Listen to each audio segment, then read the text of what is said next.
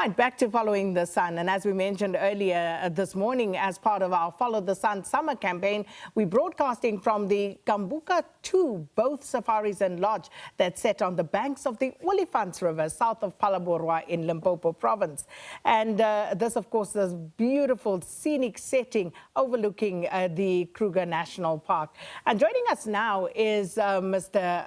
Thakhuli, who's General Manager for Communications and Marketing for the Kruger National Park, as well as Moses Ngobeni, who's the CEO of Limpopo Tourism Agency. Thank you so much, gentlemen, to both of you for joining us this morning. Now, if I could start with you, Ray, just in terms of the setting that we are in this morning.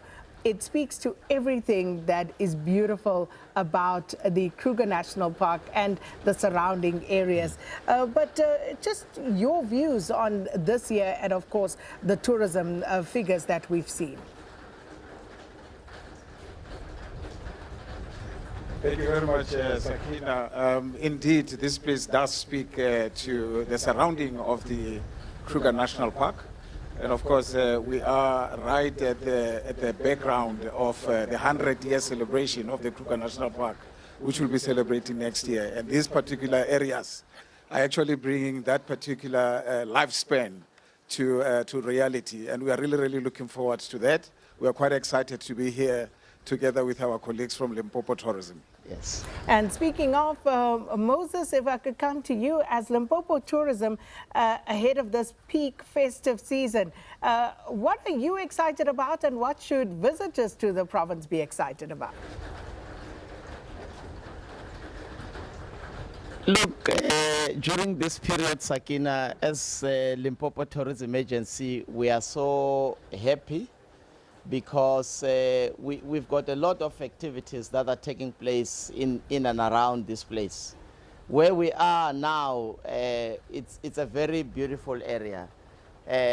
This is the only boat in South Africa where you watch animals, or a safari boat, you know, just next to the Kruger. And on the other side is Balule. I think you had an interview with Ian earlier on, and Ian was also indicating the issues that they have there.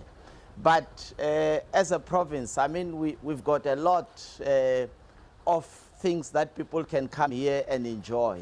Just on the other side of Balule, which also it's a part of Hoedspruit. I mean, just 2 months ago, Fly Safari has just launched a new flight route from Cape Town to Hoedspruit in Limpopo. And that is the reason, because you have got a lot of internationals, when they land in Cape Town, they want to come to Limpopo for safari. And by the way, this place is just a stone throw from Kruger National Park. So we have a lot. Just in the area, there's a number of things that people can come here and experience. And by the way, Sakina, we have launched what we call Limpopo Ka December. It's very exciting campaign that we are running as a province. And this question is to both of you, both Ray and Moses.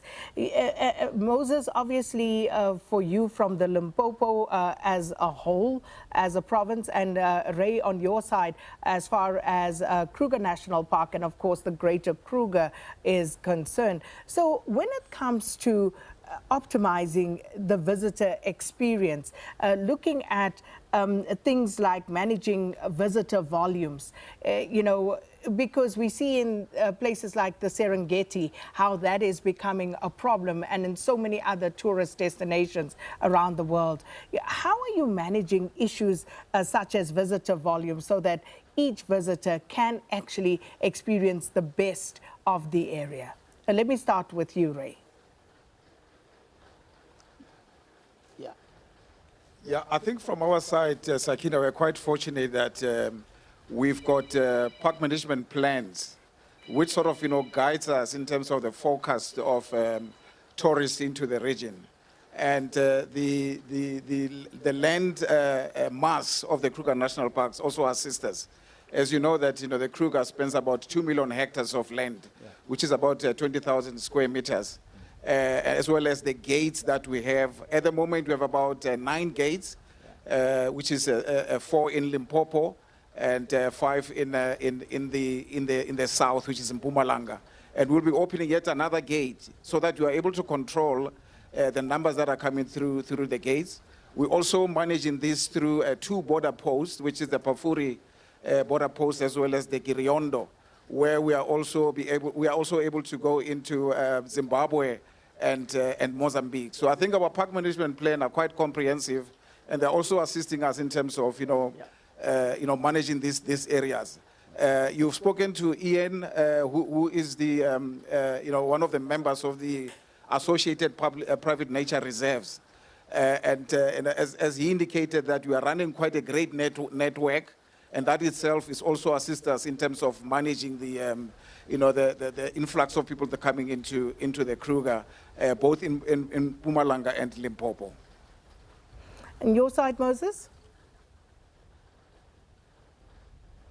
Yeah, Sakina, I mean, the good thing about this part of the world is that you're not only relying on the gates that Reynold has mentioned, but when you go to the other side of Hoedspruit, like I indicated, you've got a number of game parks, but also as a province, we've got about 43 nature reserves that we are promoting across the province. So where you are able to see the big 5. But the other thing is that in this part of South Africa, you also have an opportunity to experience, the biodiversity at large. You are able to see various things. People who are interested in hiking, you can do your hikes in this province, and you get to see. And now with the rainy season, there are a number of catchment areas that you are able to experience in this province. So, it's something that is so exciting about Limpopo. So final questions. First to you, Moses. I can remember not so long ago where Limpopo was #1, and I know, the guys from the different provinces are in serious competition with one another. So what are you going to do to get back to the #1 spot? Look, in the second quarter, just at the end of September, we're #2. It shows that we are going back. But now with a number of events that we have hosted, as a province, we are hopeful that come the end of December, we'll be back at the top spot again. And that is something that we are looking forward to. We have hosted a number of events. Just last week, we're partnering with SABC just this past weekend, hosting another event in Tulamahashi. But all the weekends in Limpopo this time until the end of the year, we've got a number of activities. So we are looking forward to going back there. But look, we have got your ZCC church that is now opened. We are expecting a lot of visitors just next week who are going to stay here for 3-4 days. And that's what we need so that we can increase the volumes. But just a week ago again, Sakina, that we hosted the cup final, the Carling Cup. Polokwane was very full.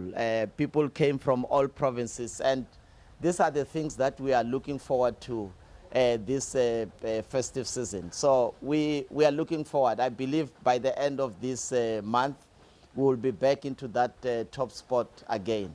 But the good thing is the economic activities, the job creation that comes with the numbers. So that's what we are looking forward to, Sakina.